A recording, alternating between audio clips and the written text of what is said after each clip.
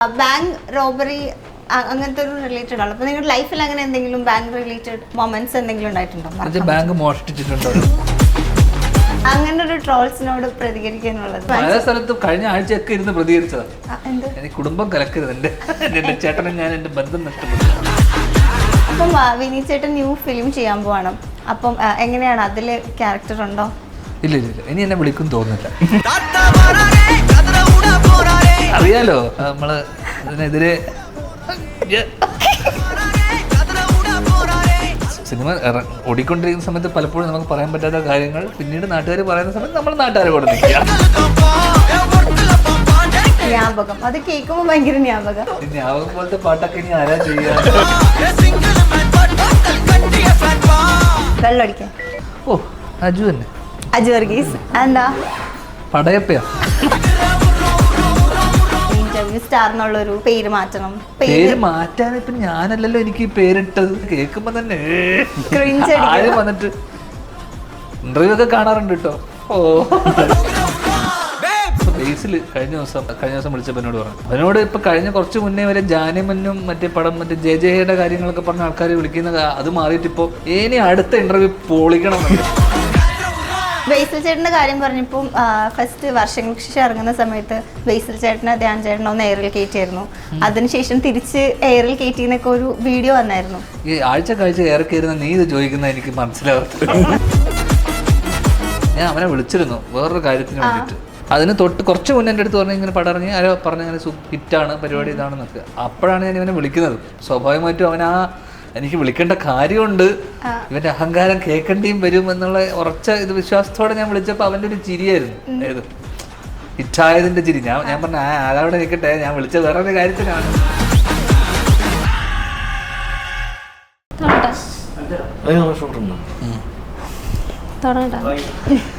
എനിക്ക് എന്നും ഷൂട്ടിങ്.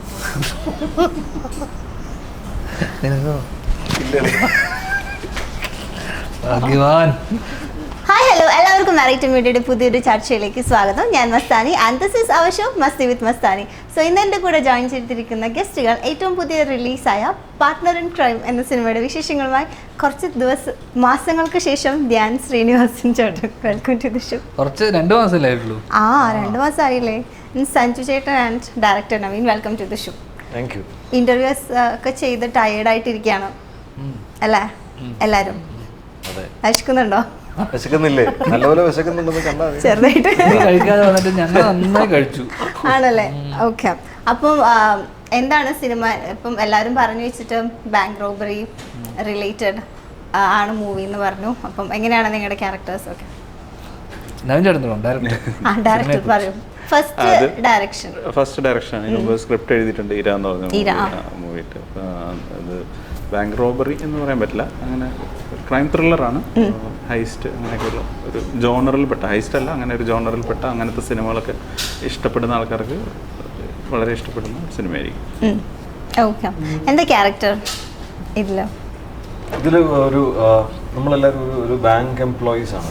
ഒരു സ്ഥലത്ത് കാസർഗോഡ് ഉൾഗ്രാമത്തിൽ ആദ്യമായിട്ട് ആ ഗ്രാമത്തിൽ ഒരു ബാങ്ക് വരികയാണ്.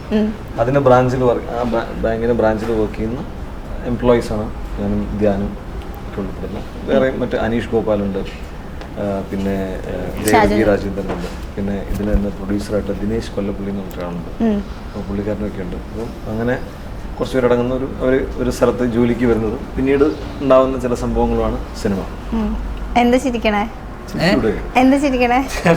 പിന്നീട് ഉണ്ടായ സംഭവങ്ങളെ കുറിച്ച് ഞാൻ ചിരിച്ചതാ. എന്താ സംഭവങ്ങളുണ്ടായി? അതല്ലേ സിനിമ ആണെന്ന് നിങ്ങൾ അറിയാം. ഞാൻ വിചാരിച്ചു നിങ്ങളുടെ ഇടയിൽ അല്ല, ചിരിച്ചതുകൊണ്ട് വരണം. ഇപ്പം ബാങ്ക് റോബറി അങ്ങനത്തെ ഒരു റിലേറ്റഡ് ആണ്. അപ്പൊ നിങ്ങളുടെ ലൈഫിൽ അങ്ങനെ എന്തെങ്കിലും ബാങ്ക് റിലേറ്റഡ് മൊമെന്റ്സ് എന്തെങ്കിലും ഉണ്ടായിട്ടുണ്ടോ? ബാങ്ക് മോഷ്ടിച്ചിട്ടുണ്ടോ? പണ്ട് ഇതായിരുന്നു. ഒരു കുറവില്ലല്ലോ നിന്റെ വിവരക്കേട്. ചേട്ടാ അങ്ങനെ പറയല്ലേ. 2 മാസം കട്ട നീ തന്നെ കട്ട് ചെയ്താ? അല്ല, ഞാൻ പറഞ്ഞ ഒരു കട്ട് ചെയ്തോളൂ. മണ്ടത്തരം കുറച്ച് കുറഞ്ഞിട്ടുണ്ട്. ഇല്ല ഇല്ല ഇല്ല. നിങ്ങളുടെ ജീവിതത്തിൽ അങ്ങനെ എന്തെങ്കിലും ബാങ്ക് റോബറി എന്തെങ്കിലും ഉണ്ടായിട്ടുണ്ടോ? ബാങ്ക് റോബറി അല്ല, ബാങ്ക് റിലേറ്റഡ് എന്തെങ്കിലും എന്ത് എന്തെങ്കിലും മൊമെന്റ്സ് ഒക്കെ ഉണ്ടാവല്ലോ. ചെക്ക് ബൗൺസ് ലോൺ അടക്കാതെ വരിക. ഒരു ഇഷ്യൂ ഉണ്ടായിരുന്നു. ആർക്ക്? അല്ല, അത് വേറെ അത് കഥയുടെ പിന്നാമ്പുറത്ത് നടക്കുന്ന മറ്റു ചില കാര്യങ്ങൾ. ഇത്രയും പറഞ്ഞ ഞാൻ പറയാം. ബാങ്ക് സംബന്ധിച്ചിട്ടുണ്ട്. കാരണം ഞാൻ ബാങ്കിലാണ് ജോലി ചെയ്തിരുന്നത്. ബാങ്ക് എംപ്ലോയി ആയിരുന്നു സഞ്ജു, ധനലക്ഷ്മി ബാങ്കില്. അപ്പൊ അതുകൊണ്ട് നമുക്ക് കൃത്യമായിട്ട് ആ ബാങ്കിൽ നടക്കുന്ന കാര്യങ്ങൾ എന്തൊക്കെയാണെന്ന് അറിയാം. അപ്പൊ അതിൽ ചില അപാകതകൾ വരുന്ന സമയത്ത് എന്തൊക്കെ സംഭവിക്കും എന്നുള്ളത് നമുക്കറിയാം. അപ്പൊ നമ്മൾ റിയാക്ട് ചെയ്യും. അങ്ങനെ പല കാര്യങ്ങളും സംഭവിക്കും. അപ്പൊ അങ്ങനെ അതിനകത്ത് ചില അപാകതകൾ വരികയും അതിനെ നമ്മൾ നേരിടുന്നതും അല്ലെങ്കിൽ എന്ത് ചെയ്യും എന്നുള്ളതാണ് സിനിമ അല്ലെ. സിനിമ ഇവിടുന്നുള്ള സിനിമയ്ക്ക് ശേഷവും ഒക്കെ അങ്ങനെയാണ് സംഭവിക്കുന്നത്. എനിക്ക് ബാങ്കിൽ ഒരു അക്കൗണ്ട് ഉണ്ട്. അതിനപ്പുറമുള്ള ബാങ്കുമായിട്ട് അത് വലിയൊരു ബന്ധമല്ലേ ബാങ്കുമായിട്ട്. ആ അക്കൗണ്ടിലൂടെയാണല്ലോ നമ്മളെല്ലാം ചെയ്യുന്നത്. ഗൂഗിൾ പേ എല്ലാം നമ്മുടെ അക്കൗണ്ടുമായിട്ട് റിലേറ്റഡ് ആണ്. ബാങ്കുമായിട്ട് ബന്ധമുണ്ടെന്ന് വെച്ചാൽ ബാങ്ക് റിലേറ്റഡ് ആയിട്ടുള്ള ഡെയിലി നമ്മൾ ബാങ്കുമായിട്ട് റിലേറ്റഡ് അല്ലേ. അതെ അതെ. അങ്ങനെയാണെങ്കിൽ ഒരു ചോദ്യം ചോദിക്കാം, ബാങ്ക് ബാലൻസ് എത്രയാ? ഏത് ബാങ്ക് അക്കൗണ്ട് അറിയേണ്ടത്? എത്ര അക്കൗണ്ട് ഉണ്ട്? അതെനിക്ക് 3-4 ഏറ്റവും കൂടുതൽ ബാലൻസ് ചെയ്തില്ല? ഏറ്റവും കൂടുതലല്ല, കുറവുള്ളതും ചോദിക്കാം. കുറവുള്ളത് 0 ബാലൻസ് ആണ്. അന്ന് കൂടുതലുള്ളത് എങ്ങനെ പറയാൻ പറ്റും?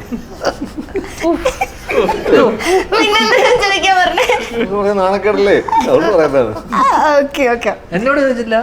പറയില്ലല്ലോ. പറയും. അന്ന് പറ, എത്ര ബാങ്ക് ബാലൻസ് ഉണ്ട്? ധ്യാൻ ശ്രീനിവാസന്റെ ബാങ്ക് ബാലൻസ്. നന്ദൻ പറയൂ. 250 കോടി കേരളം മുഴുവൻ വാങ്ങിക്കാൻ കെൽപ്പുള്ള ഒരാളോടാണ് നിങ്ങൾ ചോദിക്കുന്നത്. എനിക്ക് അത്യാവശ്യം നല്ല ബാങ്ക് ബാലൻസ് ഉണ്ട്. 250 കോടി കൂടുതലാണ്. കുറച്ച് ദിവസം സമയം കൊടുക്കണം. എനിക്ക് പറയാൻ സൗകര്യമില്ല. അതെ, പക്ഷെ എന്നോട് വീണ്ടും ചോദിച്ചില്ലല്ലോ എന്ന് ചോദിച്ചപ്പോ ഞാൻ ഇത് പറയാൻ വെച്ചിരിക്കുന്ന ഉത്തരം സൗകര്യമില്ല. അല്ല, അത് പറയാൻ പാടില്ല. അല്ലേ? എന്തായാലും നിങ്ങൾ കുറെ ഇന്റർവ്യൂസ് ഒക്കെ കൊടുത്ത് കുറച്ച് ബോറടിച്ച് ടയർഡായിട്ട് ഇരിക്കായിരിക്കട്ടോ. അപ്പോൾ കുറച്ച് ഫ്രഷ് ആവാൻ വേണ്ടി ഞാൻ ചെറിയൊരു ഗെയിം തരാം. Simple game. ഏതായാലും നമ്മുടെ ഫിലിമിന്റെ പേര് പാർട്ട്നേഴ്സ് ആണല്ലോ. അപ്പം ഞാൻ കുറച്ച് ഇത് പറയാം. അതിൽ നിങ്ങൾ സിനിമ ഇൻഡസ്ട്രിയിൽ നിന്ന് ഏത് പാർട്ട്ണറിനെ ആയിരിക്കും കൊണ്ടുപോകുന്നതെന്ന് പറയണം, റീസണും പറയണം. ഓക്കെ, ഡയറക്ടറിനോട് ഫസ്റ്റ് ചോദിക്കാം. സിനിമ കാണാൻ വേണ്ടി ഏത് പാർട്ട്ണറിനായിരിക്കും കൊണ്ടുപോകണം? ലൈക്ക് സിനിമ കാണാനൊരു പാർട്ട്ണർ. ഫിലിം ഇൻഡസ്ട്രിയിൽ നിന്നാണ്. ആ സമയത്ത് എൻ്റെ കൂടെ ആരെങ്കിലും സ്ക്രിപ്റ്റ് എഴുതുന്നുണ്ടെങ്കിൽ ആ റൈറ്ററെയും കൊണ്ട് പോകാനാണ് എനിക്ക് ഏറ്റവും ഇഷ്ടം. അപ്പോൾ ഒരു സ്ക്രിപ്റ്റ് റൈറ്ററും ഒരു ഡയറക്ടറും തമ്മിൽ ഓൾവേസ് പാർട്ട്ണർ. Okay, good. വായി നോക്കാൻ എനിക്കറിയാം. അതെന്താ അങ്ങനെ പറഞ്ഞേ? ബെറ്റർ ജഡ്ജ് ഉള്ളത്. ഓക്കെ, അത് ഏറ്റവും രസകരമാണ് സംസാരിക്കാനും കാര്യങ്ങൾ കമ്മ്യൂണിക്കേറ്റ് ചെയ്യാൻ സത്യസന്ധമായിട്ട് പറയുന്ന ഒരാള്. അങ്ങനെ ആരെങ്കിലും ജഡ്ജ് ചെയ്തിട്ടുണ്ടോ ധ്യാൻ ചേട്ടൻ? അതൊന്നും ഇവിടെ പറയാൻ പറ്റില്ല, ഇല്ലെന്ന് പറയാൻ പറ്റില്ല. നമ്മൾ ഒരുപാട് കാര്യങ്ങളല്ലേ, ഒരുപാട് കാര്യങ്ങൾ ചർച്ച ചെയ്തിട്ടുണ്ട്. പിന്നെ എൻ്റെ കൂടെ പോയി കഴിഞ്ഞാൽ അവന് എനിക്കൊരു അങ്ങനെ പ്രഥമ ദൃഷ്ടിയാൽ എനിക്കൊരു വായി നോക്കി എന്നുള്ളൊരു ഇമേജ് ഇല്ലല്ലോ. ഇല്ല. അപ്പോൾ അവന് അത് ഗുണങ്ങളേ ഉള്ളൂ. അവനൊരു പോകുന്ന സമയത്തെ കണ്ടാൽ ചില ആൾക്കാരെ കണ്ടാലൊരു കൊണ്ടുപോകുന്ന ആൾ ഭയങ്കര ഇമ്പോർട്ടൻ്റ്. പണ്ട് ഞാൻ ഇതേപോലെ ഒരുത്തിനെ കൂടെ കൊണ്ടുപോയിരുന്ന ആൾക്കാർ കറക്റ്റ് അല്ലെങ്കിൽ പ്രശ്നമാണ്. അപ്പൊ ആൾക്കാർ നമ്മളെ ജഡ്ജ് ചെയ്ത് കളയും. അപ്പൊ എന്റെ കൂടെ പോയി കഴിഞ്ഞാൽ അവൻ വെള്ളമടിക്കാൻ ഞാൻ ഇപ്പൊ വെള്ളമടിക്കാത്തത് കൊണ്ട് ഇല്ല, എന്നാലും ഞാൻ വെള്ളമടിക്കാൻ അജു തന്നെ. അജു വർഗീസ് എന്താ പടയപ്പയാ. അപ്പോ ഇപ്പൊ ഇല്ല, ഇപ്പോഴും പുള്ളി ഇപ്പൊ വളരെ കുറച്ചു. പുള്ളി ഇല്ല, ഞാൻ തീരെ ഇല്ല. നീരജ് ആൻഡ് അജു വർഗീസ്. ഓക്കേ, നല്ല ഐഡിയ. അല്ലല്ല, കമ്പനി വൈബ്. ഓക്കേ. പെണ്ണ് കാണാൻ നമ്മുടെ ഫ്രണ്ട്സിനെ കൊണ്ടുപോയില്ലേ പെണ്ണ് കാണാൻ പോകുമ്പോ? സപ്പോസ് പെണ്ണ് കാണാൻ കാണാൻ കൊള്ളാവുന്ന കൂട്ടുകാരൊന്നും കൊണ്ടുപോയില്ല. അതെ, സിനിമയിലുള്ള ആരെയും കൊണ്ടുപോകണം. പ്രശാന്ത്, അലക്സാണ്ടർ. ഓക്കെ. ട്രിപ്പ് അടിക്കാൻ ഒരുപാട് സുഹൃത്തുക്കളുണ്ട്. സിനിമയോ? അല്ല സിനിമ എനിക്ക് ധ്യാന്റെ കൂടെ തന്നെ എല്ലാം ഞാൻ വേറെ അവനോട് പോയെന്താ പോകാം. വേറെ ആള് പറഞ്ഞല്ലേ ആ എല്ലാം ഒരാൾ പറഞ്ഞാൽ ഇപ്പൊ ഈ സിനിമയിൽ നമ്മള് പ്രശാന്ത് അലക്സാണ്ടർ, ട്രിപ്പിന് പോകുന്നല്ലേ. നമ്മൾ ഒരുപാട് യാത്രകൾ ഒരുമിച്ച് ചെയ്യുന്നതാണ്. പ്രശാന്ത് അലക്സാണ്ടർ, ഞാൻ ഏറ്റവും കൂടുതൽ യാത്ര ചെയ്തിട്ടുള്ള ഒരാള് പ്രശാന്ത് അലക്സാണ്ടറിനോടെയാണ്. ഓക്കെ ഗോസിപ്പ് പറയാൻ ഓക്കെ അല്ല എനിക്ക് അവന് ബെസ്റ്റാ ഏത് കാര്യം ഉണ്ടെങ്കിലും ആദ്യം പറയുന്ന ഒരാള് ഞാനാണ്. അപ്പം കാര്യമായിട്ട് ഏറ്റവും നന്നായിട്ട് ഗോസിപ്പ് പറയുന്ന ആളാണ്. ഗോസിപ്പ് എന്നല്ല, പറയാനല്ല, വിശേഷങ്ങൾ. വിശേഷങ്ങൾ ഓക്കെ. ഗോസിപ്പ് തന്നെ നിങ്ങൾ തരം തരത്തില്ല. അതെ. അങ്ങനെയാണെങ്കിൽ ഒരു ക്രൈം ചെയ്യാൻ ക്രൈം ചെയ്യാൻ ഒറ്റക്ക് മതി, എനിക്ക് കൂട്ടുന്ന ആരും വേണ്ട. എന്താ കാരണം ഇതിലൂടെ നിങ്ങൾക്ക് മനസ്സിലായിട്ടില്ല. ഇല്ല. ഒരു ക്രൈം ചെയ്യും കൂടെ ഒരാളുണ്ടെങ്കിൽ അത് എനിക്കൊരു ബുദ്ധിമുട്ടാണ്. കാരണം നമ്മൾ അവന്റെ കാര്യം കൂടെ നോക്കണം. അവന്റെ ഒരു ഇതിന്റെ വേവ് ലെങ്ത് ആയിരിക്കണം. നമ്മൾ നമ്മൾ രണ്ടുപേരും നമ്മൾ സേഫ് ആക്കണം. ക്രൈം ചെയ്യാൻ നമുക്ക് എപ്പോഴും ഒറ്റ ഒരാളോ. നിങ്ങളോ? ഇത് കോമൺ ക്വസ്റ്റ്യനാ, ലാസ്റ്റ് ആണ്. അല്ല, കോമൺ ക്വസ്റ്റ്യൻ നമ്മുടെ ഏറ്റവും അടുത്ത സുഹൃത്തുക്കൾ. ഇപ്പം നമുക്ക് അന്നേരം ക്രൈമിന് പറ്റുന്ന ആരാണെന്ന് വെച്ചാൽ അവരാണ്. ഇപ്പൊ എനിക്കൊരു ക്രൈം ചെയ്ത് തോന്നുകയാണെങ്കിൽ ധ്യാൻ ശ്രീനിവാസൻ ഉറപ്പല്ലേ. അപ്പം നാളെ ഇപ്പൊ ഞാൻ എന്റെ വേറെ സുഹൃത്തിനൊക്കെ ആണെങ്കിൽ ഇപ്പൊ അവൻ പറ്റുമോ നോക്കാം, അല്ലെങ്കിൽ ഒറ്റയ്ക്ക്. ഓക്കെ. ഇപ്പം ക്യാരക്ടേഴ്സിലേക്ക് വരുമ്പോഴേക്കും കുറച്ച് മുന്നേ ഷൂട്ട് ചെയ്ത് കംപ്ലീറ്റ് ചെയ്ത സിനിമ ആയിരുന്നു അല്ലേ? അപ്പം എന്തായിരുന്നു മെയിൻ ആയിട്ട് ഇത് ചൂസ് ചെയ്യാനുള്ള ഒരു റീസൺ?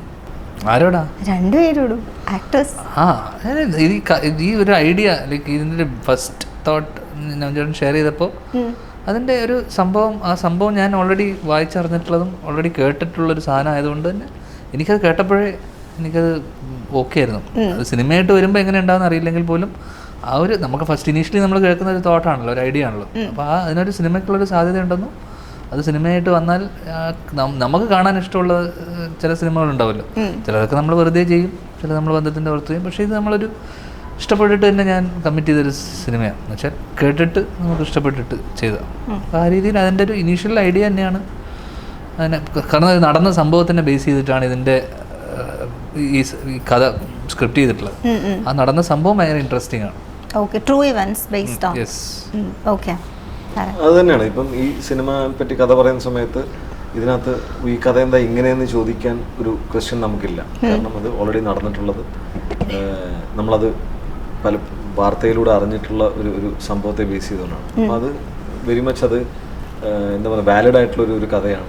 ഞാൻ അത് പറഞ്ഞ രീതിയും അത് ചെയ്യാൻ അദ്ദേഹം ഉദ്ദേശിക്കുന്ന രീതിയും പറഞ്ഞപ്പോൾ നമ്മൾ ഡെഫിനറ്റ്ലി ഇൻട്രസ്റ്റഡ് ആയി എന്നുള്ളതാണ് എൻ്റെ സത്യം. ഓക്കെ. ഇപ്പം ധ്യാൻ ചേട്ടൻ ഇതിൽ നോക്കുമ്പോഴേ കുറച്ചുകൂടി സീരിയസ് ആയിട്ടുള്ള ഒരു ക്യാരക്ടറാണ് കാണുന്നത് അല്ലേ? അതെ അതെ അതെ. ഓക്കെ. അപ്പം എങ്ങനെയായിരുന്നു ധ്യാൻ ചേട്ടനിലേക്ക് ഈ ഒരു ക്യാരക്ടർ എത്തിയത് ആസ് എ ഡയറക്ടർ? അല്ല, ഈ സബ്ജക്റ്റ് വന്ന സമയത്ത് നമ്മൾ സിനിമ എന്ന് പറഞ്ഞാൽ പ്രൊജക്റ്റ് ഉണ്ടാവുള്ളൂ. ഒരു ആർട്ടിസ്റ്റ് ഓക്കെ ചെയ്ത് പറഞ്ഞാൽ മാത്രമേ ഇത് പിന്നെ പ്രൊഡ്യൂസർ വരുള്ളൂ, ബാക്കി കാര്യങ്ങൾ ഉണ്ടാവുള്ളൂ. അപ്പം ആ സമയത്ത് ധ്യാനെന്ന് ആ സമയത്ത് അധികം എന്താ പറയുക, നമ്മൾ ഞാൻ ബാദുഷയുടെ അടുത്താണ് പോയത് ആദ്യം. ബാദുഷയുടെ അടുത്ത് പറഞ്ഞു നമുക്ക് ധ്യാൻ്റെ അടുത്ത് പോകാം. ഡെഫിനറ്റ്ലി ഞാൻ ധ്യാനാണ് ഓപ്ഷൻ പറഞ്ഞത്. അപ്പോൾ ധ്യാൻ്റെ അടുത്ത് പോകാമെന്ന് പറഞ്ഞ് ധ്യാൻ്റെ അടുത്ത് പോയി. ധ്യാൻ ഫസ്റ്റ് കഥ കേട്ടു, അപ്പം തന്നെ ഞാനത് ഓക്കെ എന്ന് പറഞ്ഞു. പിന്നെ അങ്ങോട്ട് എൻ്റെ മനസ്സിൽ അങ്ങനെ വേറെ ഓപ്ഷൻസ് വന്നില്ലായിരുന്നു. അങ്ങനെ തന്നെ സ്റ്റാർട്ടിങ്ങിൽ തന്നെ ധ്യാൻ ശ്രീനിവാസനായിരുന്നു ഈ ഒരു ക്യാരക്ടർ. അതെ അതെ. ഓക്കെ. ഇതങ്ങനെ ഒരു ഹീറോ സെൻട്രിക് സിനിമയല്ല. ഫസ്റ്റ് ഓഫ് ഓൾ ഇതൊരു ഇപ്പം ഞാൻ നായകൻ എന്ന് പറയുന്നത് ഇതൊരു ഒന്ന് ഫസ്റ്റ് ഓഫ് ഓൾ ഇത് നോൺ ലീനിയർ ആയിട്ട് പോകുന്ന ഷാജോൻ ചേട്ടനായിക്കോട്ടെ, നമ്മൾ ഈക്വലി എല്ലാവരും ഈക്വൽ സ്പേസുള്ള നമ്മൾ ഈ 5 പേര് ബാങ്കിൽ വർക്ക് ചെയ്യുന്ന ആൾക്കാർ നമ്മൾ ത്രൂ ഔട്ട്. സഞ്ജുവിനൊരു ഒരു ലെയർ ഉണ്ട്, എനിക്കൊരു ക്യാരക്ടർ ഇതും പരിപാടിയും. എനിക്ക് തോന്നുന്നു സഞ്ജുവിന് കുറച്ചുകൂടെ ഫാമിലിയും പരിപാടിയൊക്കെ അല്ലേ, കുറച്ച് പരിപാടികളൊക്കെ ഉണ്ട്. അപ്പോൾ നമുക്ക് ഈ പറഞ്ഞു വരുന്ന എല്ലാവർക്കും ഈക്വലി സിഗ്നിഫിക്കൻസ് ഇമ്പോർട്ടൻസ് വെറുതെ വന്നു പോകുന്ന ഒരു ക്യാരക്ടറോ അങ്ങനത്തെ ഒരു പാസിങ്ങിന് പോലും പോകുന്ന ആൾക്കാരാരുമില്ല. ഇതിലുള്ള ചെറിയ ചെറിയ ആൾക്കാർക്ക് പോലും അതിൻ്റേതായിട്ടുള്ള ഇമ്പോർട്ടൻസ് ഉണ്ട്. അപ്പോൾ ഒരു ഹീറോനെ ബേസ് ചെയ്തിട്ടുള്ള അല്ലെങ്കിൽ ഒരു ഹീറോ പരിപാടിയല്ല, ഒരു ഗ്രൂപ്പ് ഓഫ് ആൾക്കാരുടെയും ഒരു ഗ്രൂപ്പിൻ്റെയും 2 ഗ്യാങ്ങിൻ്റെയും ഗ്രൂപ്പിൻ്റെയൊക്കെ ആയിട്ടുള്ള ഒരു സിനിമയാണ്. അപ്പോൾ അതുകൊണ്ട് ഈ ടീം സെറ്റ് ആവുക എന്നുള്ളതാണ് ഏറ്റവും ഇമ്പോർട്ടൻറ്റ്. ഞാൻ മാത്രമല്ല, നമ്മൾ ഉൾപ്പെടെയുള്ള നമ്മുടെ ആ ബാങ്കിൽ വർക്ക് ചെയ്യുന്ന സഞ്ജു, ഞാൻ, അനീഷ്, ദേവകി. അപ്പോൾ ആ ഒരു 5 പേരുടെ ഒരു ടീമിന് ഒരു ഭയങ്കര ഒരു ഓൺ സ്ക്രീൻ ഒരു കെമിസ്ട്രി ഉണ്ട്. നമ്മൾ ആദ്യമായിട്ടാണ് നമ്മൾ വർക്ക് ചെയ്യുന്നത്. പക്ഷേ എൻ്റെ ഒരു ഫസ്റ്റ് ലുക്കിൽ നമ്മൾ വിട്ട ബാങ്കിൻ്റെ പുറത്ത് നിൽക്കുന്ന ഒരു പോസ്റ്ററിലൊക്കെ നമ്മളവിടെ ബിലോങ് ചെയ്യുന്ന പോലെ ഫീൽ ചെയ്യും ആക്ച്വലി. അത് സിനിമ കാണുമ്പോൾ എനിക്ക് വർക്ക് ചെയ്യുമ്പോൾ തോന്നിയിട്ടുണ്ട് പേഴ്സണലി. നമ്മളവിടുത്തെ കുറച്ച് ദിവസം നമ്മളവിടെ ഇടപഴകുകയും നമ്മളവിടെ സ്പെൻഡ് ചെയ്ത ദിവസങ്ങളൊക്കെ നമ്മൾ ആ സ്ഥലവും അല്ലെങ്കിൽ നമ്മളാ ബാങ്കും അല്ലെങ്കിൽ നമ്മൾ ആ സ്ഥലത്ത് വർക്ക് ചെയ്യുന്ന പോലെ അല്ലെങ്കിൽ നമുക്ക് ഒരു ഓർഗാനിക്കായിട്ടൊരു പ്രോസസ്സ് നടന്നിട്ടുണ്ട് എൻ്റെ പുറകിൽ. അപ്പോൾ ആ രീതിയിൽ ഒരു സിംഗിൾ ക്യാരക്ടർ ഡ്രിവൺ സിനിമയല്ല, ഒരു ഹീറോ ഡ്രിവൺ അല്ലെങ്കിൽ അങ്ങനത്തെ ഒരു സിനിമയല്ല, ഒരു ടീം പരിപാടിയാണ്. ഓക്കെ. ഇപ്പം ധ്യാൻ ചേട്ടനെ കുറിച്ചിട്ട് ഇപ്പം കുറേ ട്രോൾസും കാര്യങ്ങളൊക്കെ വരാറുണ്ടല്ലോ. അപ്പം വർഷങ്ങൾക്ക് ശേഷം OTT റിലീസായതിനു ശേഷം എനിക്ക് തോന്നുന്നു ട്രോള് കിട്ടാത്ത ഒരാൾ ധ്യാൻ ചേട്ടനായിരിക്കും. അപ്പം ആ ടൈമിൽ വന്നൊരു ട്രോൾ ഉണ്ട്, ഞാൻ അത് വായിക്കണോ? ഓക്കെ. അതിൽ വർഷങ്ങൾക്ക് ശേഷം പടത്തിൽ ട്രോൾ മെറ്റീരിയൽ ആകാതിരുന്ന ഏക വ്യക്തി ധ്യാൻ ശ്രീനിവാസൻ. അപ്പം അടുത്ത സിനിമ ഒരു ത്രില്ലറാണ്, പാർട്ട്നേഴ്സ് ഇൻ ക്രൈം. അപ്പം ധ്യാൻ എന്ന് പറഞ്ഞിട്ട് പറയാണ്, ഇനി അങ്ങോട്ട് ട്രോൾ മെറ്റീരിയൽ ആകാനും ഇന്റർവ്യൂ സ്റ്റാർ ആയിട്ട് ഒതുങ്ങി പോകാനും നിൽക്കുന്നില്ല, ഒരു ഗ്യാരണ്ടി ആക്ടറിലേക്ക് ഉയരാനാണ് ശ്രമം. ഇത് ഞാൻ പറഞ്ഞു ചെയ്യിപ്പിച്ചെന്നല്ലേ പറയുള്ളൂ. അതാണ് ഞാൻ ചോദിക്കാറുള്ളത്. ഇതിന്റെ പുറകിൽ ഒരു ടീം എഫേർട്ട് ഉണ്ട്. ഇനി മുതൽ ഇങ്ങനത്തെ സാധനങ്ങൾ ഞാൻ ഇറക്കും, പടച്ചിടും. നല്ല PR ടീമിനെ കിട്ടിയാൽ മതി, അത്രേ ഉള്ളൂ. ചേട്ടൻ ഇറക്കി. ഇത് സത്യമായിട്ടും ഇത് വന്നതാണോ, ശരിക്കുള്ള ഇതാണോ? ആണോ? കൊല്ലപ്പള്ളി ദിനേശ്, വേറെ ആരുമില്ല ഇതിന്റെ പുറകിൽ. ഇതിന്റെ പ്രൊഡ്യൂസർ, വേറെ ആരും ഇങ്ങനത്തെ കടും കൈയൊന്നും ചെയ്യില്ല. നേരത്തെ ഉണ്ടായിരുന്നു. ഓക്കെ. പക്ഷെ എന്താ അങ്ങനെ ഒരു ട്രോൾസിനോട് പ്രതികരിക്കാനുള്ളത്?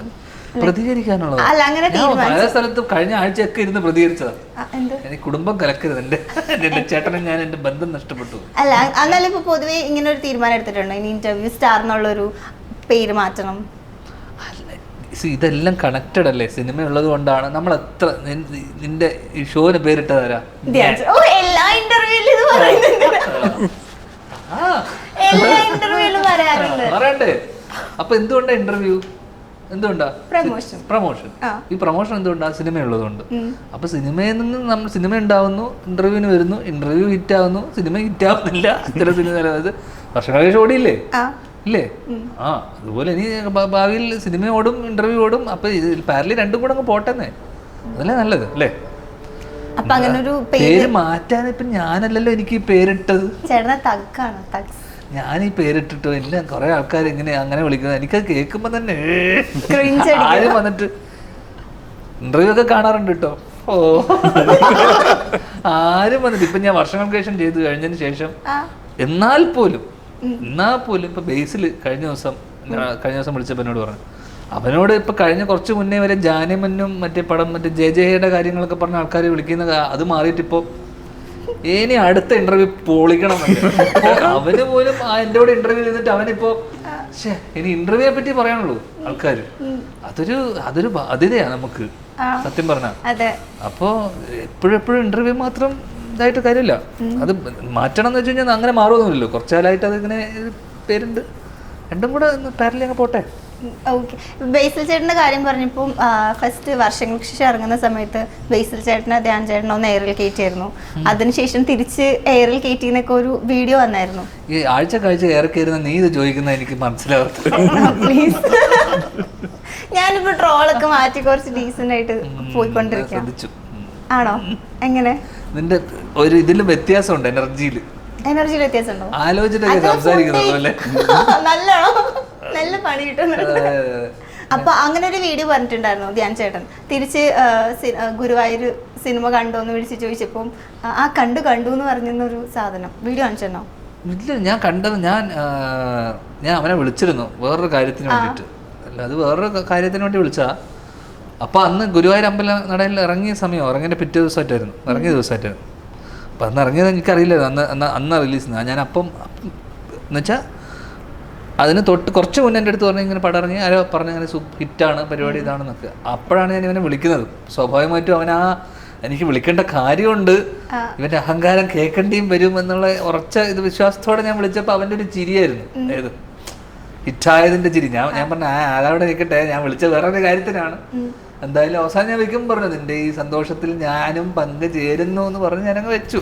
അപ്പം തീർച്ചയായിട്ടും അവൻ്റെ സക്സസ് അല്ല, നമ്മുടെ സുഹൃത്തല്ലേ. അപ്പം അന്ന് അവൻ്റെ ഒരു സിനിമ ഓടുക അല്ലെങ്കിൽ അവൻ്റെ ഒരു പരിപാടി ഇതാവുക എന്നുള്ളത് ബാക്കിയൊക്കെ നമ്മൾ തമാശക്ക് അങ്ങോട്ടും ഇങ്ങോട്ടും പറയുന്നതല്ലേ. അപ്പം അത് ഓടിയതിൽ അന്ന് വിളിച്ചപ്പോൾ അന്നത്തെ ദിവസം എല്ലാം കൊണ്ടും അവനെ അന്ന് വിളിച്ചു.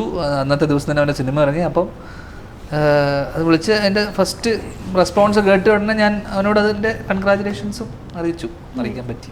അതാണ് ആള് പ്രസ് മീറ്റിൽ പറഞ്ഞത്. നിങ്ങളെ ലൊക്കേഷനിൽ എങ്ങനെ ഉണ്ടായിരുന്നു നിങ്ങളുടെ ഒരു ലൊക്കേഷൻ കോമ്പിനേഷൻ? അടിപൊളിയായിരുന്നു. ഇതുപോലെ തന്നെ ഭയങ്കര രസമായിരുന്നു. നമ്മൾ ഒരുപാട് എൻജോയ് ചെയ്ത ലൊക്കേഷനാണ്. ഞാൻ അതിനോട് ആദ്യമായിട്ട് വർക്ക് ചെയ്യുന്ന സിനിമ ഇതാണ്. അതിനുശേഷം നമ്മൾ 2 സിനിമകൾ ചെയ്തു. അപ്പോൾ ആ 2 സിനിമകൾ ചെയ്തത് എന്നോട് ചോദിക്കുകയാണെങ്കിൽ ഇപ്പം ഒരു സിനിമ നമ്മൾ സെലക്ട് ചെയ്യുമ്പോൾ ഒരു മാനദണ്ഡം, അത് എൻ്റെ കഥ അല്ലെങ്കിൽ അതെന്താണ്, ആര് പ്രൊഡ്യൂസ് ചെയ്യുന്നത്, അല്ലെങ്കിൽ എങ്ങനെയുണ്ട് അതിൻ്റെ പരിപാടി. ഞാൻ ആ 2 സിനിമകളും ചെയ്തത് ധ്യാൻ വിളിച്ചുകൊണ്ട് മാത്രമാണ്. അതിനകത്ത് വേറൊരു കാര്യമോ ഒന്നും ചെയ്തിട്ടില്ല. അത് ആ നമ്മൾ വർക്ക് ചെയ്ത ഒരു എനർജി, വർക്ക് ചെയ്തപ്പോൾ കിട്ടിയ ഒരു സന്തോഷം, എൻ്റെ പേരിൽ നമ്മൾ പിന്നീട് 2 സിനിമകൾ ചെയ്തു. അപ്പോൾ ധ്യാൻ്റെ കൂടെ വർക്ക് ചെയ്യുന്നത് ഭയങ്കര രസമായിട്ടുള്ളൊരു എക്സ്പീരിയൻസ് ആണ്. അപ്പോൾ അത് ഞാൻ ഒത്തിരി എൻജോയ് ചെയ്യുന്നത്. ഈ സിനിമയിൽ നമ്മൾ ഉടനീളം നമ്മുടെ ഇതിനകത്ത് വർക്ക് ചെയ്തിട്ടുള്ള എല്ലാവരും നമ്മൾ എൻജോയ് ചെയ്തിട്ടുണ്ട്. നമ്മൾ ഭയങ്കര രസകരമായിട്ടുള്ള സമയം പോയിട്ടുണ്ട്. നമ്മൾ ഒരുപാട് സ്ട്രഗിൾ ചെയ്തിട്ടാണ് സിനിമ ചെയ്തത്.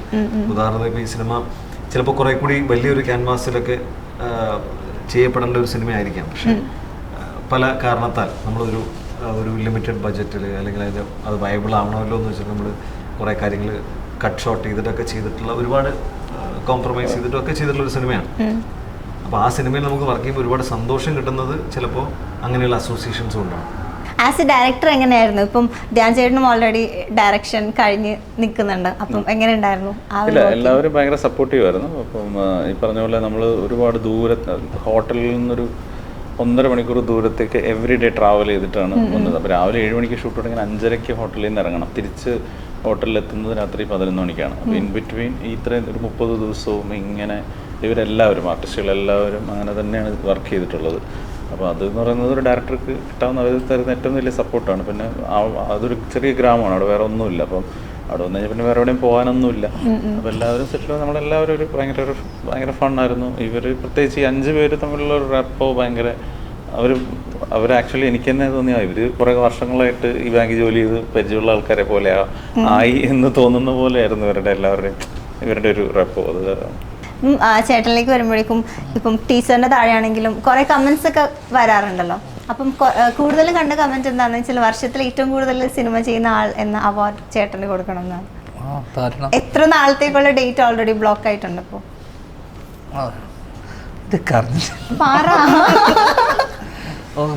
എല്ലാ ആഴ്ച സിനിമ റിലീസ് ആവുന്നുണ്ട്. തെറ്റാ, അതുപോലെ പാപം നല്ലതാ. ഒരു കുറച്ച് വർഷത്തേക്കുണ്ട്. 3 4 കുറച്ച് വർഷം. അപ്പൊ എല്ലാ ആഴ്ചയും കാണാലോ നമുക്ക് ഇടക്കിടക്ക്. അടുത്ത ഇലക്ഷൻ വരെ 5 വർഷത്തേക്ക് ഏറ്റെടുത്തതാണ്. ആ സമയം വരെ നീ ഉണ്ടാവട്ടെ പരിപാടി ലൈവായിട്ട് ഞാൻ പ്രാർത്ഥിക്കുന്നു, ആശംസിക്കുന്നു. അല്ല, ഒരിക്കലും അല്ല. ഞാൻ ആഗ്രഹിക്കുന്ന കാര്യമല്ലേ പറഞ്ഞു. എന്നാലും ചേട്ടൻ പേരിട്ട് എന്റെ ഷോ 1 വർഷമാവുന്നു. അതെ, ആണ്. അതൊരു വർക്കത്തല്ലേ അല്ലേ? അതെ, നല്ല വർക്കത്താ. ഓക്കെ, ഇപ്പം വിനീത് ചേട്ടൻ ന്യൂ ഫിലിം ചെയ്യാൻ പോവാണ്. അപ്പം എങ്ങനെയാണ്, അതില് ക്യാരക്ടർ ഉണ്ടോ? ഇല്ല, ഇനി എന്നെ വിളിക്കും തോന്നില്ല.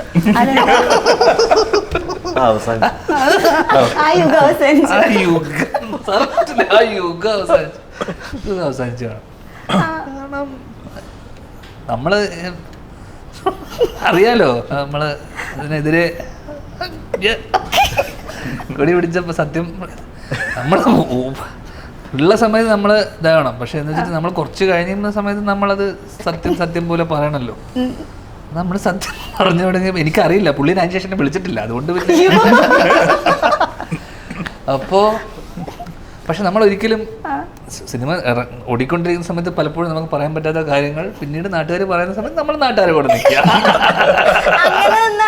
അങ്ങനെയൊന്നുമല്ല, എനിക്ക് തോന്നിയത് തന്നെയാണ് പലതും. നമുക്ക് തോന്നിയത് പലരും യുനാനിമസ് ആയിട്ട് പലരും പറഞ്ഞപ്പോൾ എന്ന് വെച്ചാൽ അത് ഈ യുനാനിമസ് ആയിട്ട് പറഞ്ഞതിൻ്റെ അല്ല, 1% ആൾക്കാരാണ് പറയുന്നത്. ഒരു 50% 60% ആൾക്കാർക്ക് ആ സിനിമ ഭയങ്കര ഇഷ്ടപ്പെട്ട കുറെ ആൾക്കാരുണ്ട്.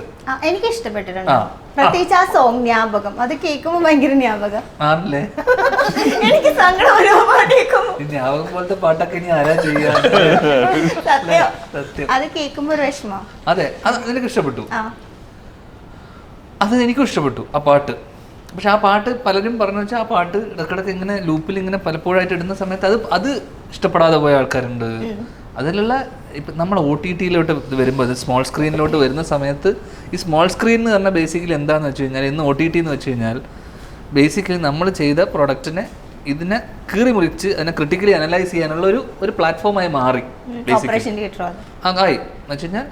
കാരണം പിന്നെ നെക്സ്റ്റ് സെറ്റ് ഓഫ് ഓഡിയൻസ് വീട്ടിലിരുന്ന് കാണുന്നത്. അപ്പോൾ അതിൽ എനിക്ക് പേഴ്സണലി ഇതിന് മുന്നേ ഇറങ്ങിയ പല ഓഡിയോ സിനിമകളും ഹിറ്റ് സിനിമകൾ തിയേറ്ററിൽ വലിയ വിജയം നേടിയ സിനിമകൾ നമുക്ക് OTT കണ്ടിട്ട് ഇഷ്ടപ്പെടാതെ പോയ നിനക്കുണ്ടാവും, എനിക്കുണ്ടാവും, സഞ്ജുനുണ്ടാവും, ഒക്കെ ഉണ്ടാവും.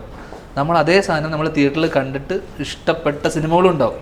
ഓക്കെ, നമുക്ക് ഇഷ്ടപ്പെട്ടത് ചിലപ്പോൾ പലർക്ക് വേറെ ആൾക്ക് ഇഷ്ടപ്പെടണമെന്നില്ല. സോ ഇത് ഭയങ്കര പേഴ്സണലാണ്, ഭയങ്കര സബ്ജക്റ്റീവായിട്ടുള്ള കാര്യമാണ്. അത് ഡിപ്പെൻഡ്സ് ഓൺ പേഴ്സൺ, ഒരാളുടെ ടേസ്റ്റിന് ഡിപ്പെൻഡ് ചെയ്തിരിക്കും. അതൊക്കെ മാറി മാറിയിരിക്കും. അപ്പം എനിക്ക് തോന്നിയത്, ആ സിനിമയെക്കുറിച്ച് തോന്നിയതാണ്. പിന്നീട് ഞാൻ വേറൊരു ചാനൽ ഇൻ്റർവ്യൂവിൽ പറഞ്ഞു.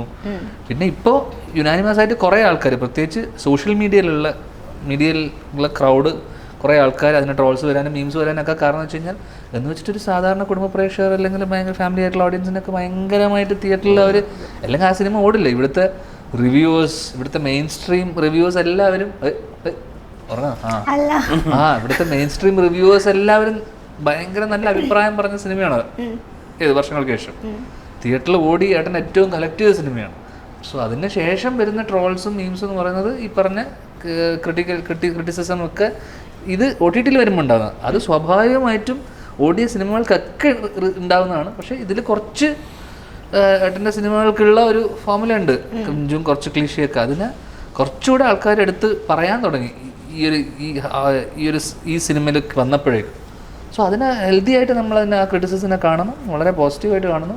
അതിലെനിക്ക് പലതും പേഴ്സണലി തോന്നിയ കാര്യങ്ങൾ ഷൂട്ട് ചെയ്യുന്ന സമയത്ത് നമുക്ക് തോന്നിയ കാര്യങ്ങളൊക്കെ തന്നെയാണ് എടുത്ത് പറഞ്ഞത്. അത്രയേ ഉള്ളൂ. എന്ന് വെച്ചിട്ട് എനിക്കത് വളരെ ഭയങ്കര ഒരു മോശം സിനിമയായിട്ടും തോന്നിയിട്ടില്ല, ഗംഭീര സിനിമയായിട്ടും തോന്നിയിട്ടില്ല. എനിക്കൊരു ഓക്കെ സിനിമയായിട്ടാണ് എനിക്ക് അന്നും ഇന്നും വർഷങ്ങൾക്ക് ശേഷം തോന്നിയിട്ടുള്ളത്. പക്ഷെ എനിക്ക് പേഴ്സണലി ഇഷ്ടപ്പെട്ടു. ഞാൻ OTT-യിലാണ് കണ്ടത്. Very good. എനിക്ക് തിയേറ്ററിൽ കാണാൻ പറ്റില്ല, ബട്ട് OTT-യിൽ റിലീസായി അന്ന് തന്നെ കണ്ടു. ആണോ? എനിക്ക് ഇഷ്ടപ്പെട്ടു. ഇപ്പം ധ്യാൻ ശ്രീനിവാസൻ എന്ന നടൻ്റെ അടുത്ത് ഒരു ആൾക്ക് അവരുടെ സ്റ്റോറി അവതരിപ്പിക്കണമെങ്കിൽ എന്താ ചെയ്യേണ്ടത്? എന്നെ വിളിച്ചാൽ മതി. നമ്പറില്ലല്ലോ. നീ എനിക്ക് നമ്പർ തരാം, വിളിക്കുന്ന ആൾക്കാർക്ക് നിന്റെ നമ്പർ കൊടുത്തിട്ട് വിളിക്കാൻ പറയാം. അന്ന് ചേട്ടൻ നമ്പർ എനിക്ക് തരാം, ഞാൻ കൊടുക്കാം. കഴിഞ്ഞ് നിർത്തിയിട്ട് പോയിക്കോ. ഓക്കെ, ഒരു വീഡിയോ കാണിച്ചു തരാം ചേട്ടൻ്റെ. ഇന്ന് റിലീസായ വീഡിയോയാ. ഇന്നാന്ന് തോന്നണം. അപ്പോഴേക്ക് ഇറങ്ങിയോ? അതല്ല, നല്ല ദിലീപ് ഏട്ടനാ?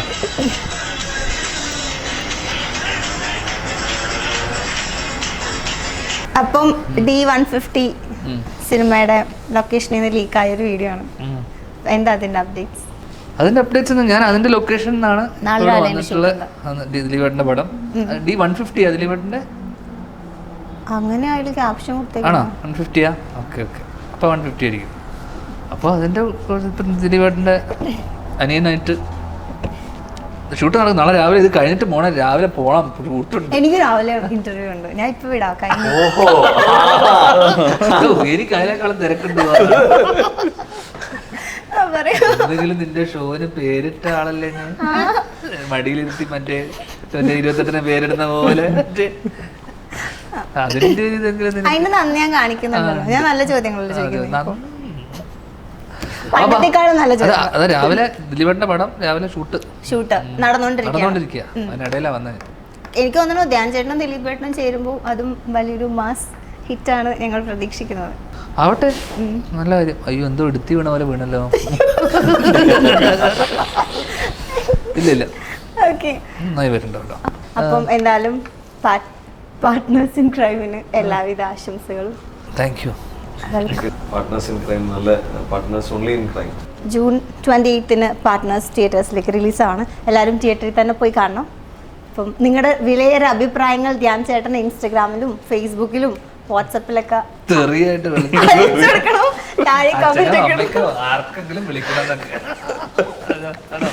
അല്ല, നല്ല കമന്റ്സ്. ചേട്ടൻ പിന്നെ ഫേസ്ബുക്കിൽ ആക്റ്റീവ് അല്ലല്ലോ, ഇൻസ്റ്റഗ്രാമിലും ഞാൻ മെസ്സേജ് അയക്കാറുണ്ട്. ആണോ?